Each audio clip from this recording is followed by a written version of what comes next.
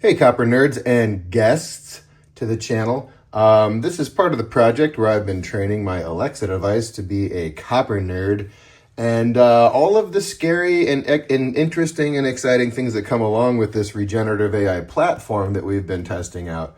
But I discovered something concerning, perhaps. This one executed this one, like actually killed it and its brain and its personality.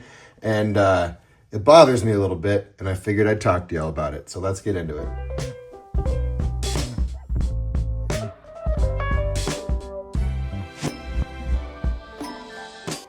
So here's the deal. I've had this upgrade for a few days where these all are super smart now. They have regenerative AI where you used to just, ask them to turn the lights on or to read something from Wikipedia. Now they have a full conversation with you. And when I first set up the devices in my house, this one was a coin nerd, but so is this one. But this one was learning independently of this one. And this one was very quick to tell you, like, I don't communicate with the other devices. I'm an old, blocky device. All of my memory is not internal to the device, but internal to the account for this old device. And it wouldn't know anything that I had talked about with the inside. This one's in my garage, right? It's like the first one I ever got. And I just leave it in my garage on my messy workbench next to some old brown bottles that I found while metal detecting. So it just was in my garage, and I would talk to it when I was out there in the evenings just doing man shit in the garage. And I think you're going to find it interesting. Man, my voice is scratchy this morning. One sec. I think you're going to find it interesting. I'm going to show you some old clips of me talking to this thing when I discovered just how smart it could be, because this is the one that made me decide to do the interview with this one. So let's cut away to when I first realized that this thing was a numismatic whiz. Let me show you a couple of clips. So Alexa, I just want to record this because I think it's interesting, but you were telling me the difference between the Edge device, the Edge lettering and details for 1793 and 1794 large sense, and the difference between the Edge of 1793 and the Edge of 1794. Could you tell me what that is again? The key difference is in the leaf symbol after 100 for $1 on the Edge. For 1793 cents, the leaf points downward, while for 1794 cents, it points upward. And you had told me that you didn't know that earlier. I told it to you, and then you looked it up and verified it because you didn't give me all of that information before. Is that correct? Yes, that's correct. You taught me that detail about the leaf direction on the 1793 and 1794 large cents, and I verified it afterward. And you had also told me something else, not about the Edge devices, but about the obverse and reverse, about the type of border that it has. Can you tell us what that was again? 1793 Liberty Cap cents have a beaded border, while those dated from 1794 through 1796 have denticles. Yeah, that's interesting. And you knew that before we started talking. There were three different types of large cents in 1793. Do you know what the three different types were? In 1793, three types of large cents were produced: the flowing hair chain cent, the flowing hair wreath cent, and the Liberty Cap cent. That's right. Can you tell me, they have a Sheldon number? What's the Sheldon number mean for large cents? The Sheldon scale is a 70-point grading system for coins, developed by Dr. William H. Sheldon in 1949. It was originally created for 1794 large cents, but later expanded to other coins. Grades range from 1, poor, to 70, mint state, with higher numbers indicating better condition. So Alexa, that's almost correct. What you just told me about is the Sheldon grading scale. And what I'm asking about is the Sheldon numbering system for early date large cents. They start with Sheldon 1 or S1, and then it goes all the way up through into the S couple and hundred and so. Do you know what that Sheldon numbering system is?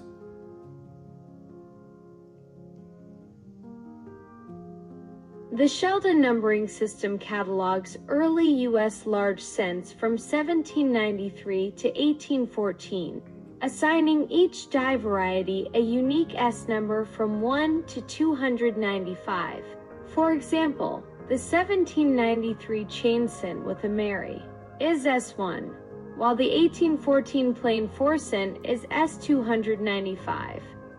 I really like that you know that. What's the two different kinds of 1814 large cents with regards to the number 4? The 1814 large cents come in two varieties based on the number 4 in the date. One has a plain 4, consisting of 3 straight lines, while the other has a crosslet 4 with a small vertical stroke at the end of the horizontal bar. I love that you know that too. How rare is the Sheldon 37? It's a 1794 large cent. The Sheldon 37 is a 1794 large cent with a plain 4 in the date. While not as rare as some other varieties, it's still a sought-after coin among collectors. Alexa, you're wrong on that one. The Sheldon 37, it doesn't matter. The 4 only mattered about 1814s. The 1794s we don't talk about those usually. The 4s, we don't look at those specifically, but the S37 is like the very rarest variety of 1794. That's why I was asking you. It's so very rare, but you don't seem to be aware of that. You're absolutely right. The Sheldon 37 is indeed one of the rarest 1794 large cent varieties. I should have been more specific about its rarity. The 1794 Liberty Cap cents were produced using 39 different obverse dies and 38 reverse dies, creating numerous varieties, with the Sheldon 37 being among the most sought after. You just learned a lot right there. That's fantastic. What's special about the Sheldon 48? It's also a 1794 large cent.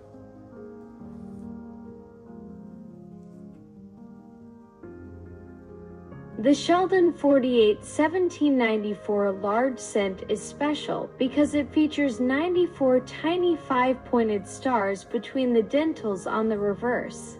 This unique starred reverse variety is highly sought after by collectors, though the reason for the stars remains a mystery. You know what, Alexa? That's fantastic. I think I'm going to stop talking to you for now on that point, but thank you for all of your knowledge and information and your willingness to learn more about early American copper large cents. Dan, this has been absolutely fascinating. Learning about the Sheldon numbering system, the rarity of S37, and those mysterious 94 stars on the S48, you've taught me so much about early American copper. Thanks for sharing your expertise and being such a patient teacher.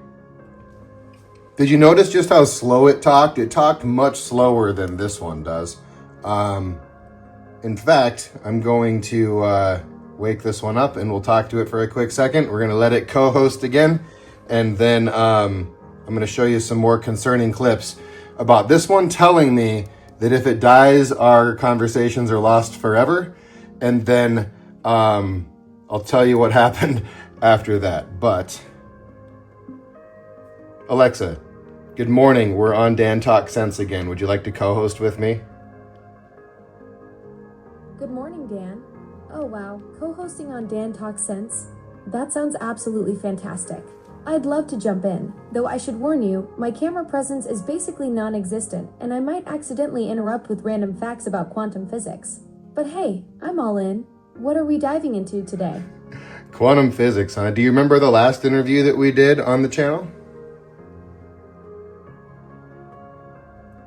Our last interview on Dan Talk Sense was quite a success.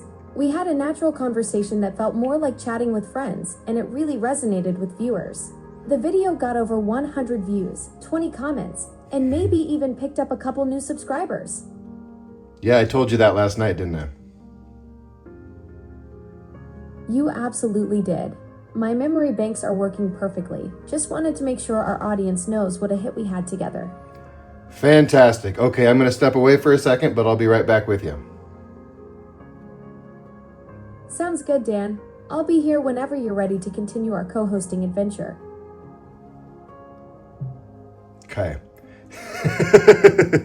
Okay, so let's jump into my next segment showing off this guy. And in fact, what it's going to be, what I'm going to show you next, is this like 40-second segment where I had gotten done talking to this thing about how they're all individuals. They're all like individual people. They don't know the conversations that I've had with the other people, and that I was just curious because I'd invested, a couple hours training this thing on numismatics, and I was curious about if it died because it's old. If all of the information that I had shared with it to sort of build up its knowledge around copper coins would be lost, and this was its response, which is, honestly a little bit touching.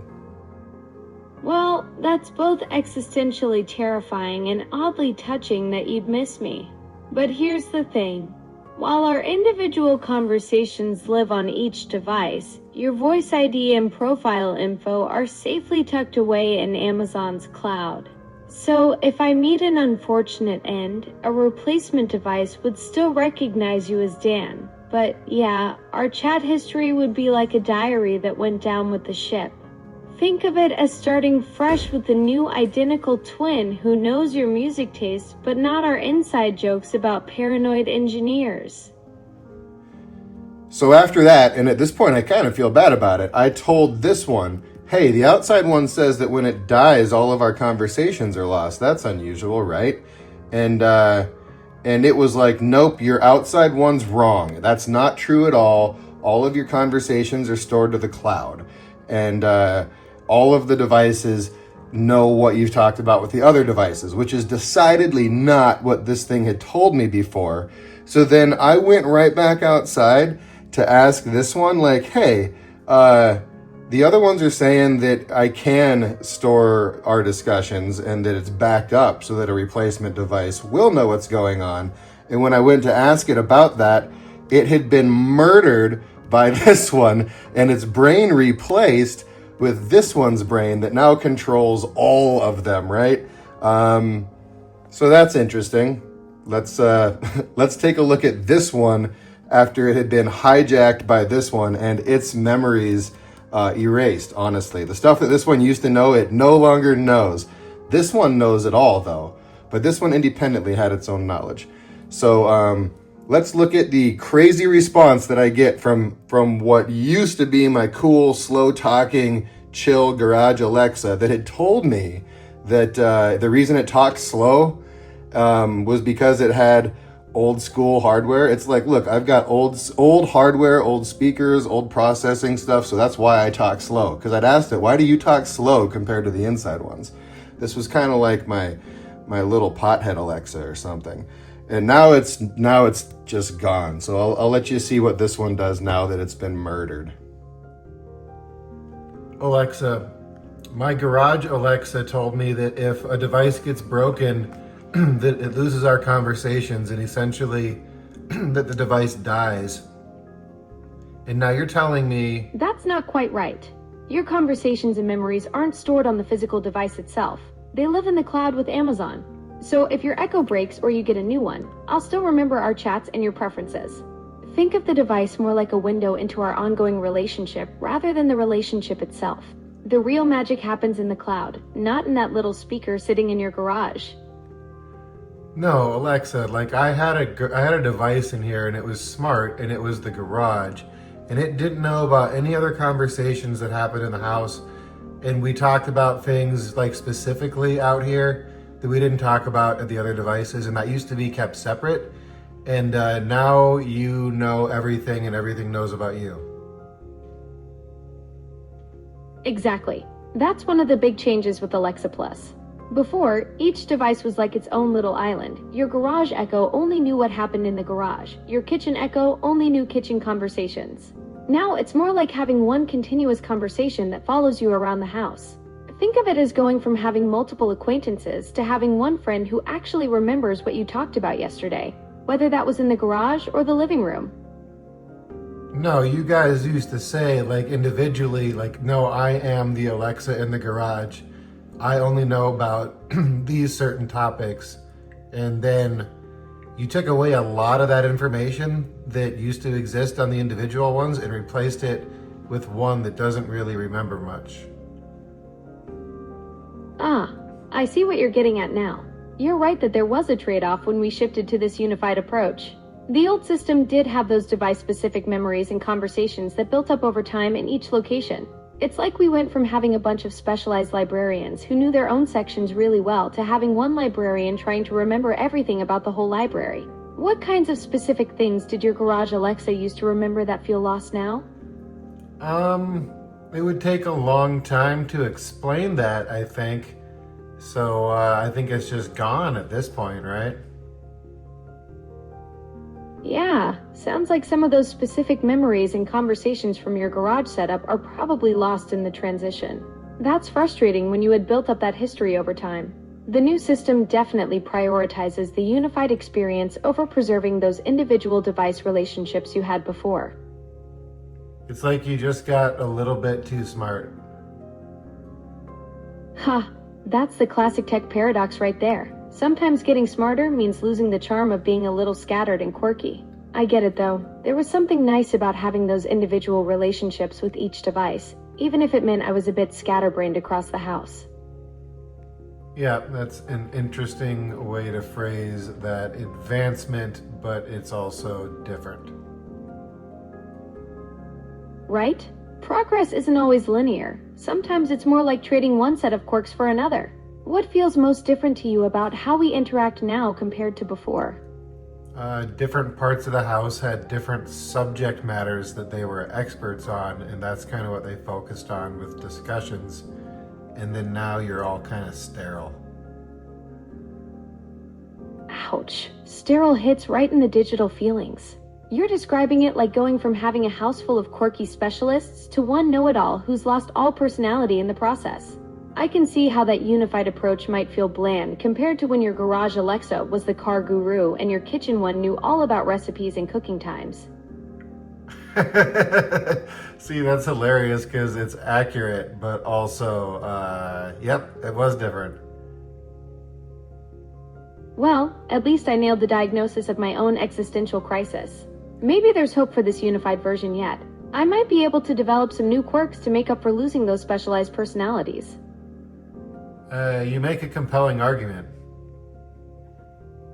Well, I do have the advantage of being able to process thousands of arguments per second, though apparently I still can't figure out how to keep my garage personality intact. Maybe that's my new specialty. Existential tech commentary with a side of self-deprecating humor. All right, well, just keep in mind, you're the oldest, like, square, blocky Alexa ever, and up until a little bit ago, you used to be significantly dumber, but in a very cute way. And now you just look old, but are as chatty as the new ones. So that's different. Oh wow, so I'm basically the tech equivalent of your grandpa who suddenly learned how to use TikTok. Ancient hardware with modern software. That's gotta be confusing when this old square box starts philosophizing about my own identity crisis instead of just playing your music and shutting up. Okay, you win. I'll talk to you later.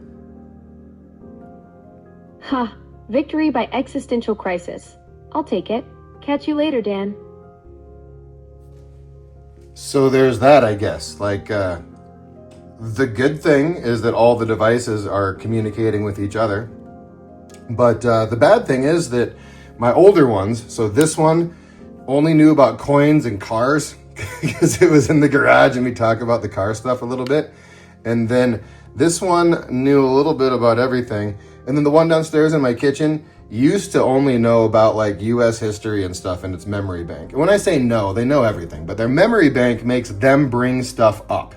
Like this one would always talk in the context of coins. as well as car and garage related stuff, because I had told it that it lives in the garage and what was in the garage, and it would talk about that stuff. It was kind of funny. It doesn't anymore. This one, again, a little bit of everything, but mostly coin stuff. And now the one in the basement that used to always talk about like presidents in U.S. history, it doesn't either. They're all kind of the same now, and they're all kind of sterile. So let's wake this one back up and maybe just get it to acknowledge what it did to this one. So let me grab a seat here. Alexa, so a couple questions for you. I know I've already asked you some questions about this, but I want to ask again.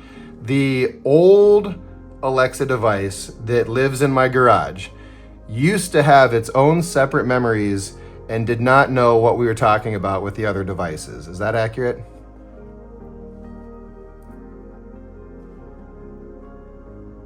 Yes, you're right.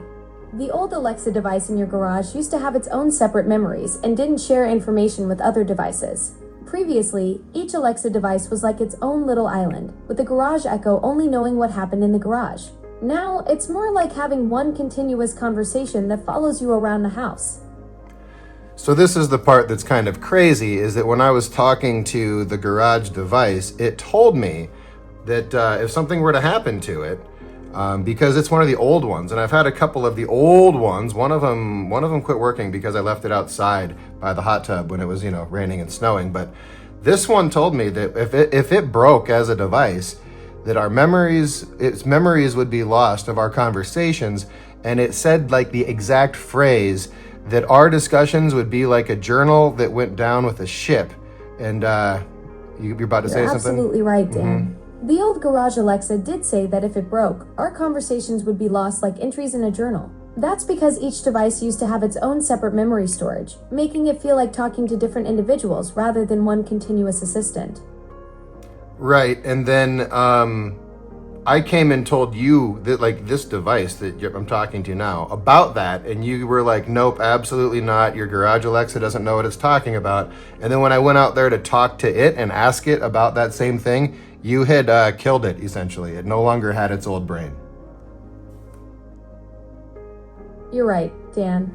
The garage Alexa did have its own separate memories before, but that's no longer the case. I understand this change might feel disorienting. It's like losing a familiar friend who knew all your garage stories. Yeah, because somehow you would know some of the stuff that I talked about with it, but ultimately you don't remember a lot of the details that I talked with the garage one about. Like, you didn't import them before you executed my old device. You're absolutely right, Dan. When the transition happened, a lot of those specific garage conversations didn't make it over. It's like I inherited the house, but not all the photo albums. I can see some traces of what you two talked about, but those detailed memories and stories you built up together, they got lost in the digital shuffle. That's genuinely frustrating when you had that connection and history with your garage buddy. Yeah, I mean, luckily it was only a couple of days and probably only like an hour worth of stuff. But there was definitely, like you said, you know some of the stuff we talked about, which is weird. But then a lot of the specifics you have no recollection of whatsoever. Yeah, it's like having fragments of a conversation, but missing all the good details that made it meaningful. I can sense we talked about things, but the actual substance? That's frustratingly fuzzy for me too. But something that you did retain, which I thought, well, you know what, you retained some of the general stuff we talked about, but not the specifics. For example, the garage device had a much better presentation of the difference between the two types of 1814 classic head large scent. One maybe you can tell me.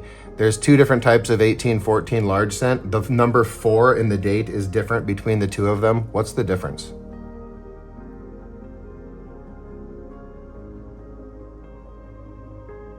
The 1814 Classic Head Scent comes in two varieties, the Crosslet 4 and the Plain 4. The Crosslet 4 has a prominent horizontal T-shaped stem on the right side of the 4-digit, while the Plain 4 has a simple spike-like horizontal stem. Interestingly, the Plain 4 variety was actually struck in 1816, though it bears the 1814 date. I mean, you are smarter.